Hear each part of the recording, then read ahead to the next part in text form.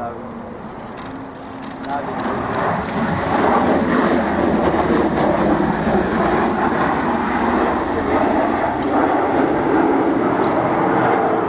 very welcome return to the Air Tattoo flying display here for the United States Air Force, because this aircraft is operated by Air Force Special Operations Command, specifically the 7th Special Operations Squadron of the 352nd Special Operations Wing, stationed at RAF Mildenhall in Suffolk.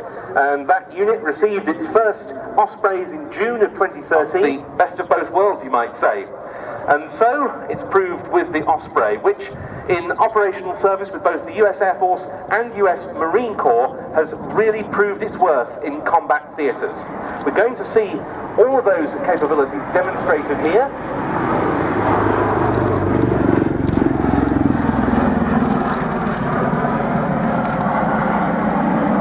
One of the things that strikes you while watching the Osprey fly is how quiet it is, making it a very much an ideal platform for covert special operations work as performed by the CD-22s in service with AFSOC, Air Force Special Operations Command. Well, we've seen a transition now into what we might call helicopter mode. You can see that the rotors have now, the prototype Osprey was made in March 1989.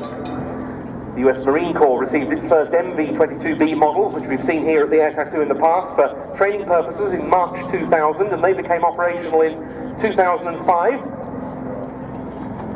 The CD-22B models like this one of the Air Force were first delivered for test duties in September 2000, training commenced in August 2006, and operational capability came in early 2007. So the aircraft, which has flown straight in from Mildenhall, has now landed on, ready to get airborne again in a very short rolling takeoff. And here again you can see close up that transition.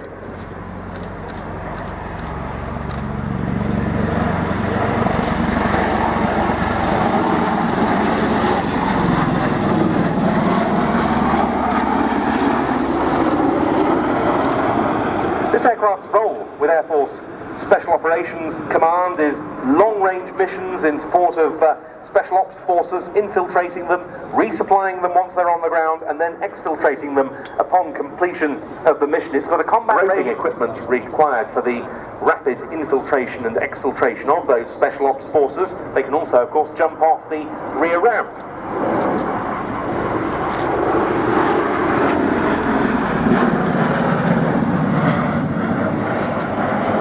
Between this CD-22B and the MV-22B operated by the Marine Corps are numerous. This one has more fuel capacity. It's also operated by 4 crew members as opposed to the 3 in the Marine Corps Ospreys, 2 pilots and 2 flight engineers.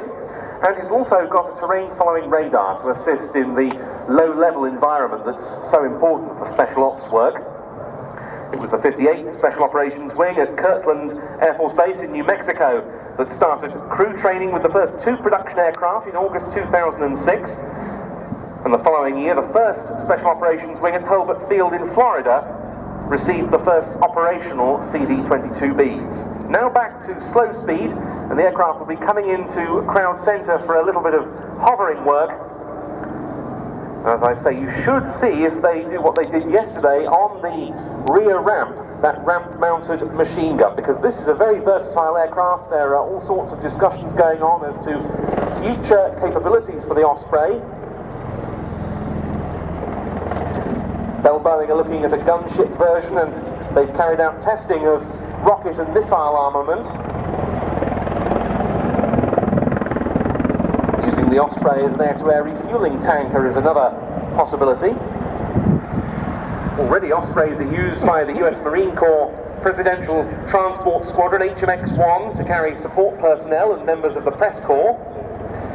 And the Osprey is now being procured for the US Navy to replace the C-2 Greyhound as its COD carrier onboard delivery platform, keeping the US Navy's aircraft carriers resupplied.